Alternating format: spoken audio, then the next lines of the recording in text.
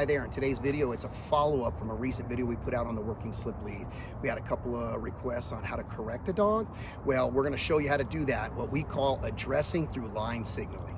We're also gonna show you speak about three important responses that you need to be aware of that you can see and experience in a dog who's never had a slip lead properly placed.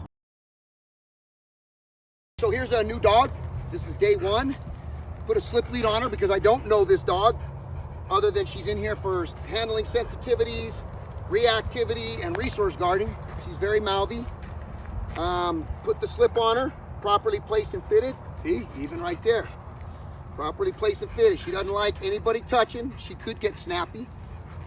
There, see, look at that. So I'm gonna signal her right now. Boom, thank you. And why I signaled her is I bring that intensity down.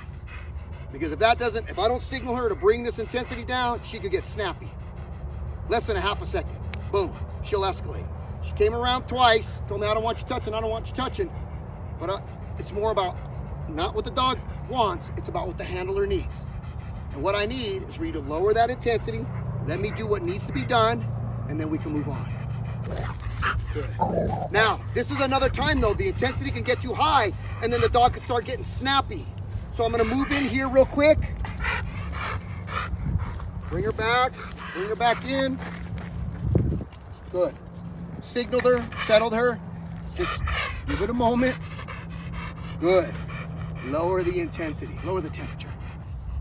And if I just let it keep going on its own, since they don't know each other, this can happen. It can start to escalate. Okay. Good. So there it is. I just addressed it. A lot of people call correcting. It's not necessarily correction. I'm just telling her on the phone line, hey, pick up the line, lower your temperature, lower that intensity. I don't want that. That's all. That's straight line signaling. If she escalates with intensity again, I'm going to signal her again. I'm addressing the behavior or the action that she's giving me that I don't want. That's all. Very clear line of communication between her and I. No yelling, no screaming, no punishing. Just let her know, hey, I don't want that.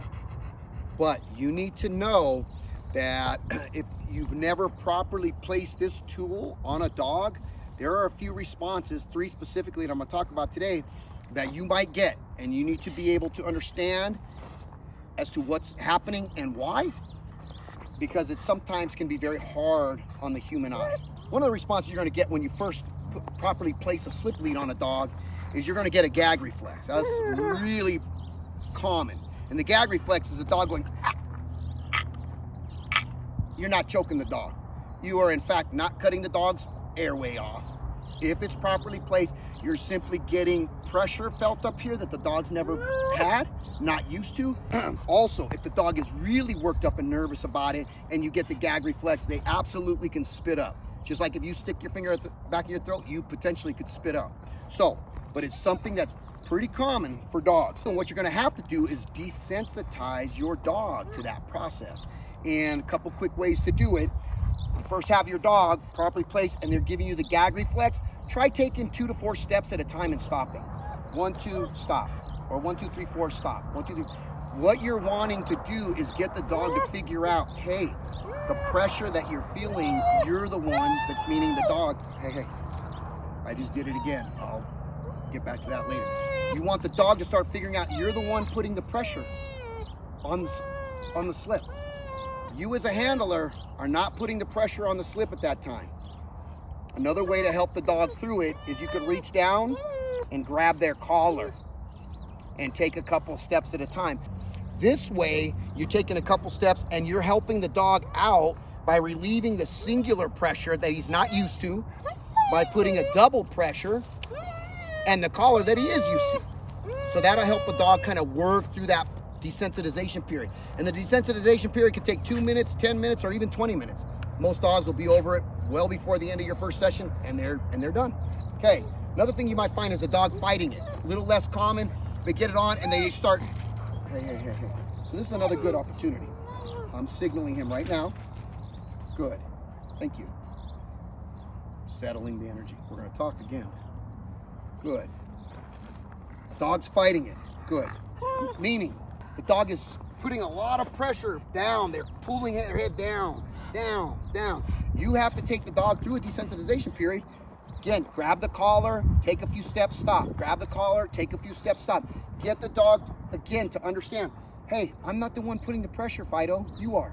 So then the dog starts to learn, oh, if I raise my head, I don't have to feel that pressure.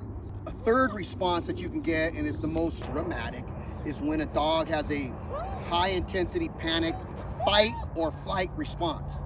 And that's when you have the dog at the end of the line and the dog is either coming at you and you have to protect yourself and block that out, or the dog is panicking, flopping all around like a fish at the end of the line. We have a 1 minute short out on that response of the dog fighting, flighting, freezing.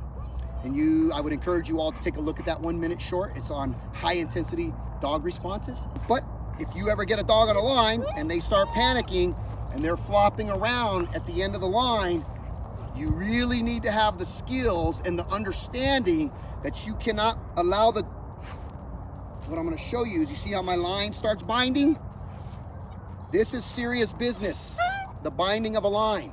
And the way I did it was just, if the dog is twisting at the end of the line and you're standing in one place, this is what's going to happen. It's going to bind, which in fact will start to choke the dog. So what's really, really important for you as a handler, if you get that high intensity panic response, you must be fluid with your hands. You must move the line around from here to there and move the line. Don't stand stationary. Be prepared to move and help the dog and rotating the line. So in fact, the line does not start to bind. It's really important information. When you first start working with the dog and you've gone through the desensitization period, you start to go into what we're gonna call addressing, direct communication. We're not punishers, we're communicators. So I'm not actually trying to correct the dog, I'm only trying to communicate to the dog. And I'm gonna use this line, properly placed, properly fitted, to say, hey, Mr. Maverick, pick up the line. I need you to lower that intensity, okay? If a dog is in an intense state, he cannot process information correctly or at all. So the purpose of me telling him through my line, as I go down here, hand is close. I'm gonna go straight up, smooth, straight up. No popping, no jerking. Here we go. Good, that's it. Good. Now the dog goes from this to this, from assertive to assessive. Intensity's lowered. Now he can process these dogs. When you start signaling, you want to have your communication hand down close. Where I grab, good, is close. So I'm signaling right up front. Oh, good, good. Signal him. Very anxious, anxietal dog right here. You're all right. Okay, so if you go to signal your dog and you feel pressure in your shoulder, you have too much line. Lower your communication hand. Some of us will be right here, right at the tip. Some might have 7, 8 inches, depending on the height of the dog you're working with, depending on your individual height. Close, smooth, straight up lift. No jerking, no popping. You hold that line taut until the dog relents and sits. There's a thing in the dog world called opposition reflex. Some people don't believe in it. After having tens of thousands of dogs in my hand, it's a real thing. What we will say opposition reflex is, it's a natural or instinctual response by a dog to a specific tool, pressure, or approach. When I signal my dog, or when you signal your dog straight up, like this here in a moment, I'm not actually applying pressure, I'm just demonstrating here. When the dog feels this, they naturally and instinctually want to sit down against that pressure. It's important to know that's what one of the factors that's working in your favor when you start line signaling. You lift that line, the dog naturally wants to sit down against it. And this is the position, it takes a seated position, intensity's lower, now we can do proper processing or assessing. As you see here, it's properly placed, properly fitted, not too tight. I just did a complete 360, boom. That's how it should be. Another question we've gotten is, hey, this tool is not your best walking tool. This is a great training tool, but it's not a great walking tool. Because as you walk, especially when you have short-haired dogs like Dobermans, Pitties, or slick, it will in fact start to come down, and you will have to do adjustments. So as you're walking a little bit, if the dog's pulling a little bit, you stop, you simply, if you can come in here, you'll put your finger right up underneath the ring in the collar, and you'll pull it up to the back of the dog's head.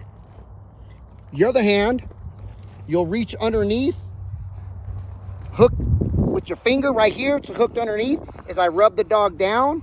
So now I've properly placed it underneath the dog's mandibles. Then I come up over the top, I grab it from the inch or two lower, I slide it forward as I rub the dog's neck.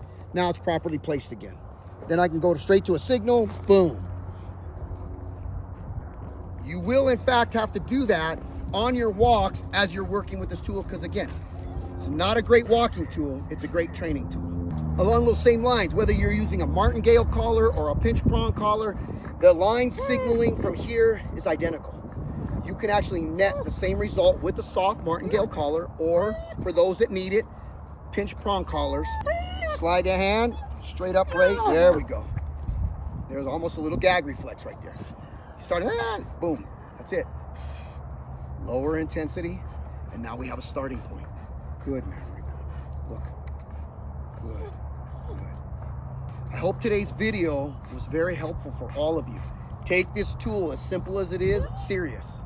Be educated, be knowledgeable, go through the desensitization process, be ready to practice inside the house, in your backyard, without stimulus, until you can get your dog used to the automatic response. Here I go. Good. Of that. This puts the dog in a position to better assess and make proper threat assessments. Have fun with it.